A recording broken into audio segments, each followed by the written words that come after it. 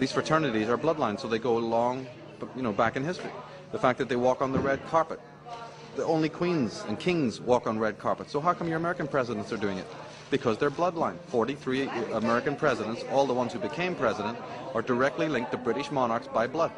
From Roosevelt, in fact, all of them. All of the ones who became president are linked by bloodline to royal families, and the walking on the red carpet, which is the bloodline, proves it.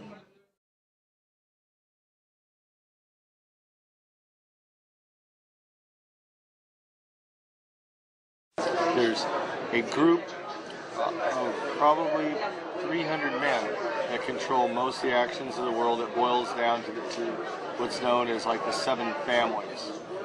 And between the 7 families, they all pretty much have divided up the earth as we know it.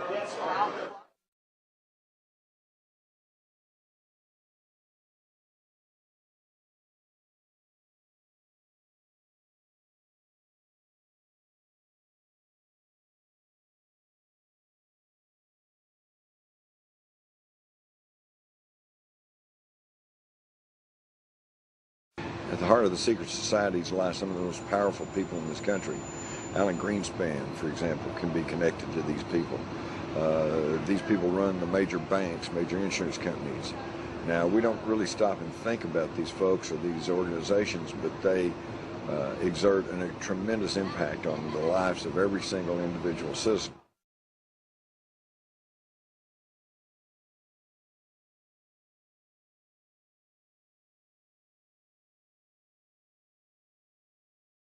Well, my name's John Greenwald. I've been doing a website called The Black Vault for about 6 years. I research the connections on what the government has done, the investigations they've done in the past, and what I do is I scan all these documents on the internet and have archived over 107,000 pages on the internet.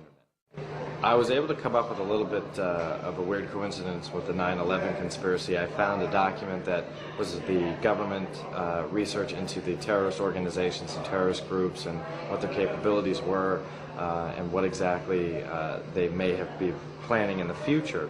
They profiled one in particular, and that was obviously Al-Qaeda. That doesn't really sound too strange, but the strange part is the government publication date on the document.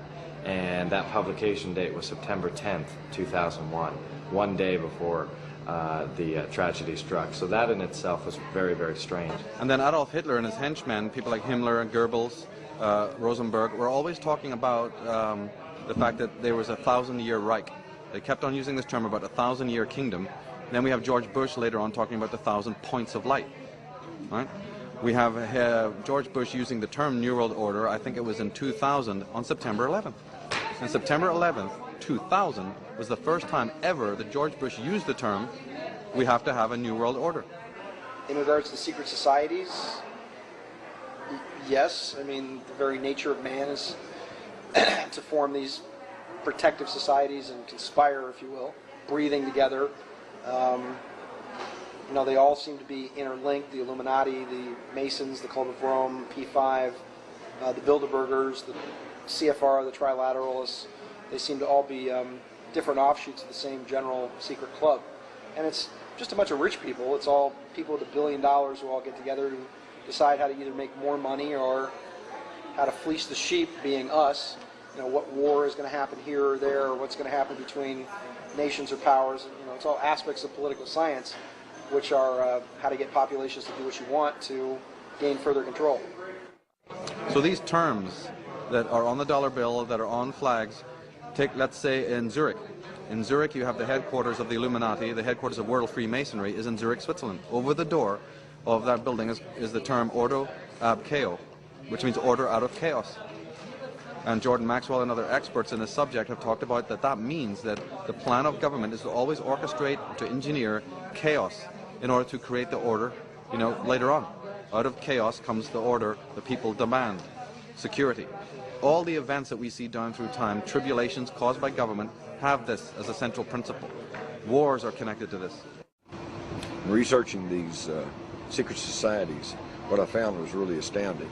They're nothing new. They track back through older secret societies. They go back in through Illuminized Freemasonry, back to the Knights Templars, back through the Cathars, back through the Rosicrucians, You go all the way back to the ancient mystery schools of Greece and Egypt.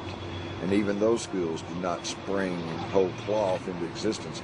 They are remnants of the older secret societies in the world, which date all the way back to the ancient Sumerian civilization.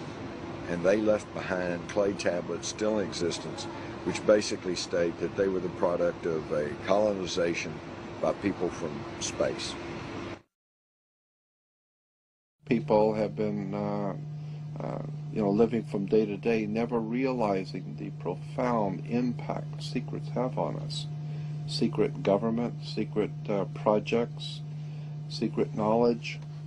And today we are beginning to see that the world is in serious trouble.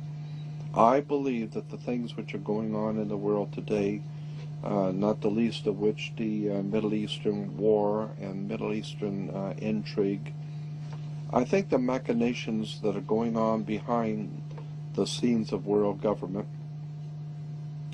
are being orchestrated. I have no doubt in my mind, after 43 years of looking at this subject, that so much of our world, the wars, the violence, the bloodshed, the animosity among races, is purposely designed by someone. Catholic Church is involved in Israel. They're involved in the Holocaust. When the Nazis saw that the war was going bad for them and they were going to lose the war, it was like 1944. All the top Nazis were given Vatican passports and given safe passage and money through the Vatican banks. Money was given to all the top Nazis to get them out. So the Vatican sent a bunch of Nazis to Uruguay, Paraguay, Brazil, Argentina. We know they're down there. Well, it's all Catholic down there. That's right. That's why they're down there. The scientists and the theoreticians, they sent directly through the CIA, which is the Knights of Malta organization for the Catholic Church. Catholic Church is CIA. CIA is Catholic Church. The CIA broke into the Watergate Hotel. Watergate Hotel is owned by the Vatican. The owners of the Watergate Hotel today in Washington, D.C. is owned by the Catholic Church. It's a Vatican owner. The Vatican owns the Watergate. And the CIA was in there doing their dirty work in the Watergate Hotel. And then they got Nixon kicked out of office because Nixon realized that the Vatican is involved in all this crap and the English involved in all this crap, so the Vatican set up their own people. Send the CIA into, well, we can't do it in just any place. That's all right, send it to our hotel, we'll take care of it. Reinhard Gehlen was not only a Knights of Malta, but he was also one of the founders of today, the CIA. Reinhard Gehlen was the man in charge of security for Adolf Hitler. He was chief of security for the Nazi Empire, Reinhard Gehlen. And when he saw that things were going bad and they were going to lose, Reinhard Gehlen was chief of security. He's not an idiot. And this guy knows the war is up. We've lost. So he goes to the Vatican, and the Vatican gets him a ticket over here to work for America, and he comes over here and sets up something called the CIA. All of these religious leaders in America on television, they have contracts under the table with international oil cartels, drug cartels, banking cartels, and they are reaping in millions of dollars in private profits in European banks that American Christians have no idea in the world about. But all you have to do is just start doing some homework and checking on all of the so-called Christian leaders who are all for the state of Israel. Find out how much money did you make last year. Then you begin finding out the oil companies put up millions of dollars for Christian churches to send out missions. So many of the Christian missionaries that go out around the world, and these you see them nightly on television, missionary movements that go out to the poor, starving people of Africa and the poor people of China.